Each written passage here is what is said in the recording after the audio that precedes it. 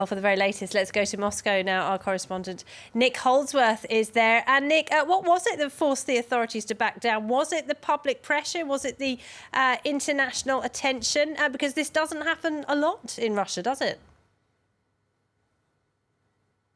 It doesn't indeed, and there have been times when there's been mass protests on the streets of Russia and a lot of international condemnation, and it hasn't happened, but on this occasion it did. It's difficult to say exactly. I mean, 200,000 signatures on a online petition, hundreds of people queuing up to mount individual protests outside the police headquarters in Moscow. Those three newspapers that ran the I am, we are, Ivan Golunov headlines yesterday, that seems to me somehow to have been a trigger, because the media is something which Vladimir Putin has really pressed down on in his 20-odd years in power.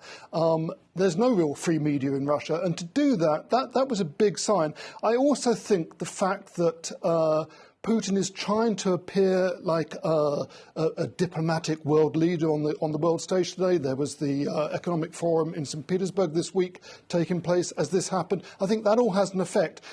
Certainly, this seems to have put the authorities on the back foot, completely wrong footing them. And as we've seen today, the Interior Minister Vladimir Kolokotsev demanding the dismissal of two senior policemen. And Vladimir Putin has said that he will look at that petition to dismiss those two police generals very swiftly indeed. And a lot more people around the world know who Ivan Golunov is today. Tell us a bit about the work he does for the Meduza news site. He's a very humble sort of guy. There was an op-ed written by the investigations editor of Meduza today describing the sort of character he is. He doesn't seek attention. He's not flashy. Nobody really knew of him before. People may have read his work, but he wasn't a public character at all. He's been investigating massive corruption in the funeral business, for example, in Moscow and St. Petersburg. Lots of money to be made from funerals. People don't have a choice not to die, as his investigations editor wrote today.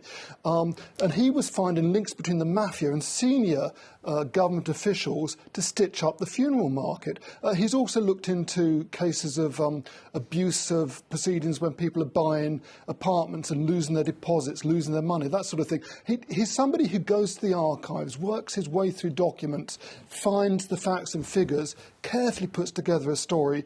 You can read that story, and at the end of it, you get the sinking feeling, oh yeah, it's not as bad as I thought it was, it's worse. I mean, he's that sort of dogged reporter. And when he came out of the police headquarters tonight in those very emotional scenes, which I think we've already seen, tears running down his face, pledging that the support that has been shown him means that he will continue to work on those investigations, which is going to make it very hard for the Russian authorities to do anything about him now that he is well known. Yeah, it seems like he had a lucky escape this time. Nick Holdsworth, thank you very much indeed.